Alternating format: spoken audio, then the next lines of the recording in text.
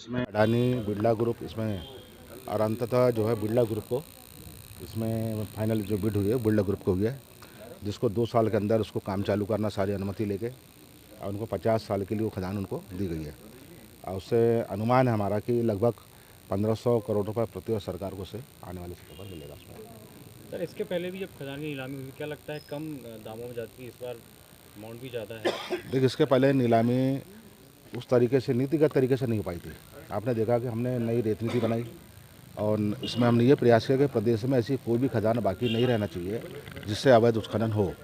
हमने 438 नई खदानें चिन्हित करके उसको भी टेंडर में रखा है।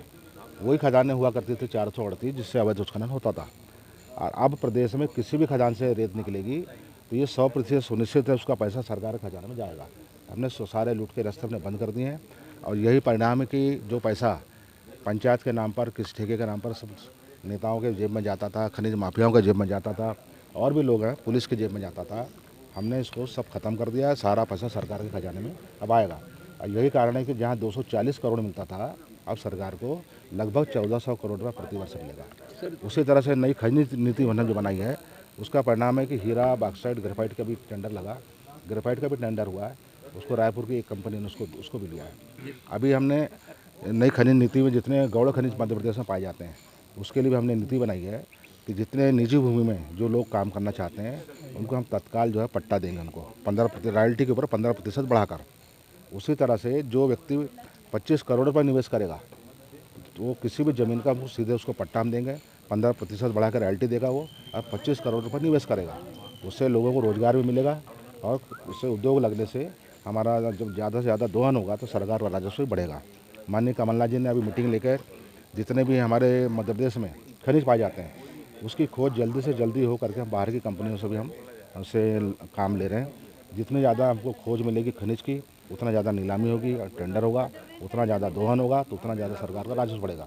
हमारा लक्ष्य है कि प्रदेश के खजाने में सबसे ज़्यादा राजस्व खनिज विभाग का जाना चाहिए। जैसा विदेशों में होता है, बाहर की सरकारें से खनिज विभाग के राजस्व चलती है, लेकिन हमारे देश में वो चीज़ नहीं हो पा रही है। तरह तरह से कानूनी व्यवस्थाएँ, परेशानियाँ, तरह तरह की राजनीतिक परेशानियाँ हैं। हम ये प्रयास कर रहे हैं कि कानूनी राजनीतिक परेशानियाँ कम हो और सरकार का राजस्व बढ़े। और जितना राजस्व बढ़ेगा उतना लोगों के कल्याण के काम होंगे सर।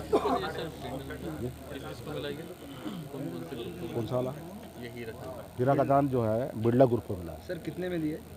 ये जो रॉयल्टी 11.5% होती है उसके ऊपर 30% बढ़ गए, मतलब लगभग 41.5% रॉयल्टी सरकार को मिलेगी। साल भर में 1500 करोड़ का लगभग मिलेगा। ये 2 साल में लगेगा, इसमें 2 साल लगेगा। ठीक है।